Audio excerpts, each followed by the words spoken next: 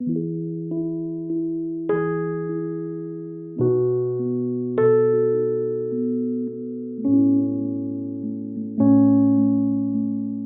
attracted me to Wellington Country Park is obviously the big fish that's in here. It ticks a lot of boxes as well for me, like, you know, safe parking. It's quite sort of out of the public as well, you know, you've got a lot of space to yourself, and the swims are massive.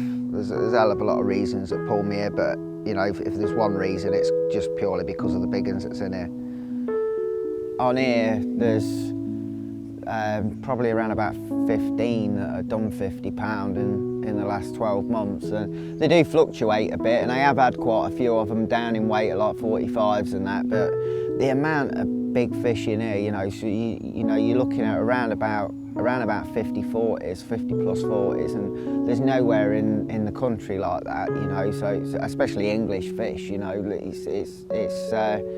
it's a different world. That's all I can say. It's a different world, and like, to put things into perspective, you know, catching a 40 or a 50 out of here is like sort of catching a 30 out of most waters, you know, because there's just so many of the big ones that you sort of spoil a little bit.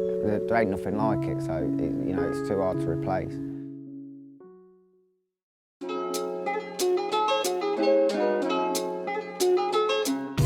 The way how I target big fish is that I just stick to just using boilies and big fish rigs, you know, like as a general rule I use like Elliott Gray's rig, which is basically like an inch stiff rig with an end trap boom section, which sort of sits over a bit of light debris on the bottom, and as well it sort of bypasses a lot of smaller fish because they'll suss it out, you know what I mean, whereas a big fish will suck it in and it just is too late, it's been nailed. But the last few fish I've caught, because the weed's been down this year, I started to change things a little bit, and the last couple of fish I've caught have been on just like a little 15mm wafter, you know, on a little blowback rig, which is the sort of rigs that I used to use on places like Sandhurst and that, you know, like a lot shorter rig. And like on here, as a general rule, you're fishing over a bit of weed normally, because when the weed's up, it's literally everywhere, and you find it really hard to find anything that's clear.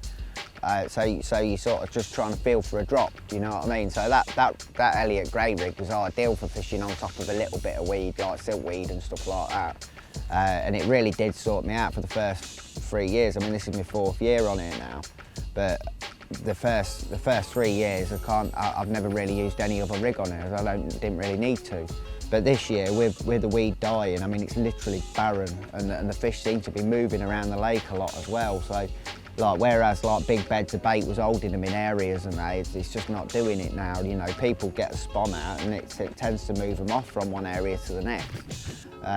So like this week, I didn't do any spodding. I just fired a few round my left-hand rod with a catapult and throwing stick round the other 2 rods, you know, just to try and keep disturbance to a minimum, like, you know. And I weren't 100% that the fish was here. I seen quite a few fish yesterday, the other side of the island in open water, because it's quite a big lake, you know, you're talking, I think it's definitely sort of 30 acres-ish. So it's funny shape really, but there's a lot of water, and the main body of water is only took up by 6 swims.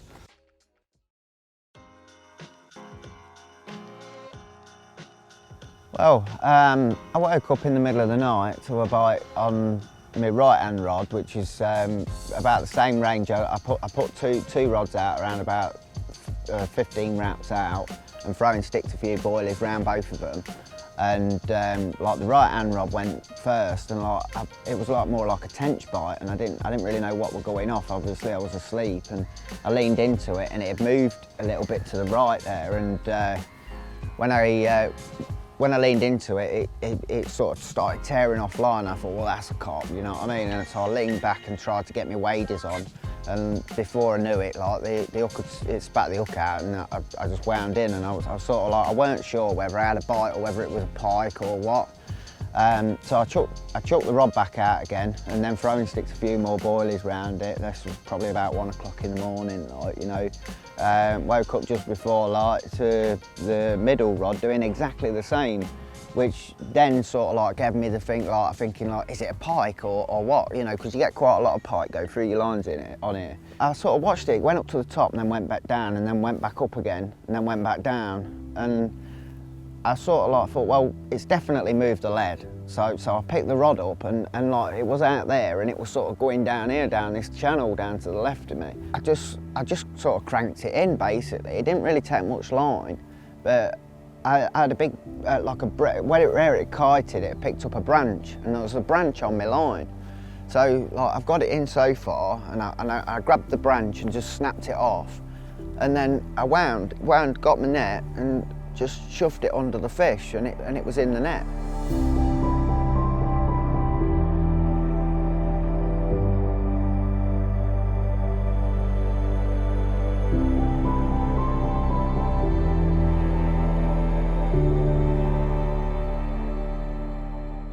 Real big frame fish. Like I've seen it on the bank twice now.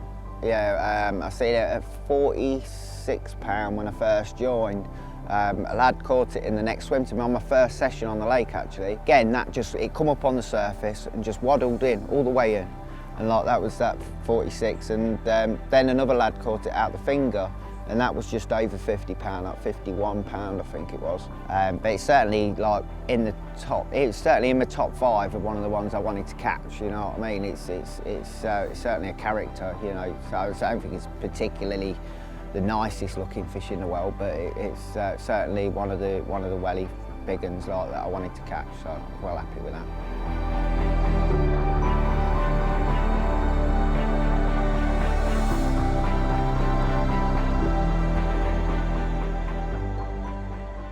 The feeling of catching a really big fish is like no real feeling that I've ever had before.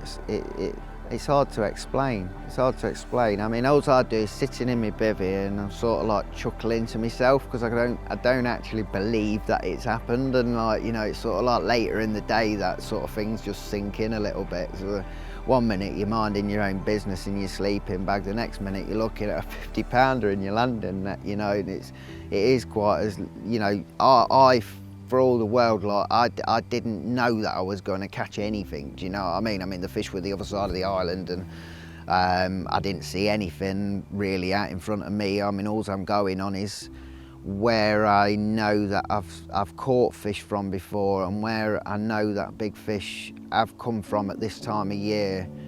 The weather, I looked at the weather and I thought that there's a shout that them fish that are the other side of the island may sneak through this channel, and that is obviously what happened, and it worked. You know, the amount of times it don't work is a lot more often than the times it does work, but it just makes it feel all that little bit better when it does work right.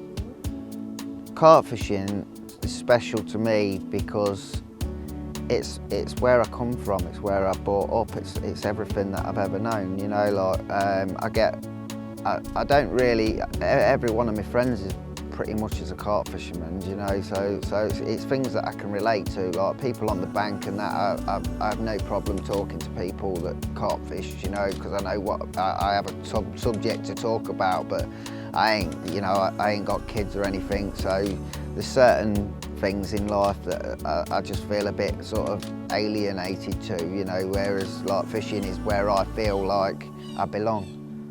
What's next is drink copious amounts of tea, have a tidy up because like my swim's like a bomb site, and I'm going to spend the rest of the day being quite happy, I think.